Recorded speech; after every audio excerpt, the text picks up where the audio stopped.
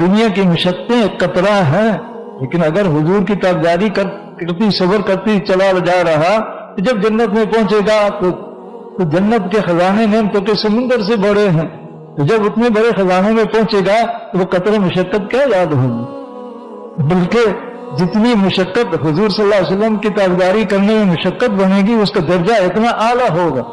इसलिए ये भी आता है जो हुजूर सल्लल्लाहु अलैहि वसल्लम की ताबदारी करते हुए दुनिया में तकलीफें आई उन पर सब्र करते हैं गया, उस सब्र पर उनके दर्जे ऊंचे होंगे। और जो दुनिया में हुजूर की ताबदारी तो करते रहे लेकिन मुशक्कतें नहीं आई, सब्र करने का मौका नहीं मिला, उनके दर्जे नीचे होंगे और मुशक्कतों वालों के दर्जे ऊपर होंगे।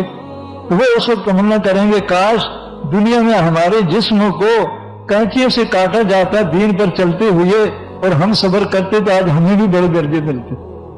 तो वो दुनिया में नेमत और सेहत वाले होकर नेक अमल करके जन्नत में पहुंचेंगे तो वो नीचे के दर्जे में होंगे। जो मुशक्कतों के साथ दीन के काम कर रहा सब्र कर रहा है उसका दर्जा ऊपर होगा। तो बहरहाल कामयाबी का दिन क़यामत का दिन है। उस दिन सामने होगा कौन कामयाब है कौन नाकाम है। इसलिए ईमान का ऐसा है कि क़यामत के दिन को सामने रखे कि क़यामत के दिन मुझे कामयाबी का फैसला मिले, नाकामी का फैसला ना।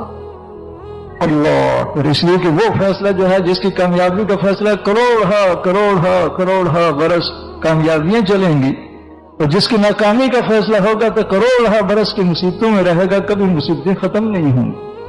तो भाई ईमान का हिस्सा है कि क़यामत के दिन को सामने रखे कि मेरे लिए क़यामत में क्या फैसला होगा और किस पर होगा। वो कामयाबी का दिन जिस दिन खुला ऐलान होगा, नाकाम अपनी नाकामी को सामने देखेगा, कामयाब अपनी कामयाबी को देखेगा, तो वो क़यामत का दिन है। इसलिए ईमान का हिस्सा है कि क़यामत के दिन की कामयाबी को सामने रखकर चले। और फरमाया ईमान का हिस्सा है कि अच्छी बुरे हालात के फैसले अल्लाह की तरफ से हैं, उस पर यकीन हो कि दुनिया में भी जो हालात आते हैं वो अल्लाह के फैसले के मुताबिक आते हैं, और तबीयत के खिलाफ जो हालात आते हैं वो भी अल्लाह के फैसले से आते हैं। इसलिए अल्लाह की तकदीर पर ईमान लाने कि जो कुछ अल्लाह ने मुकर्रर किया है वो हक है। अच्छे हाल आए तो अल्हम्दुलिल्लाह पढ़ना, और मुशक्कत के हालात आ जाएं तो वो भी अल्लाह के फैसले से।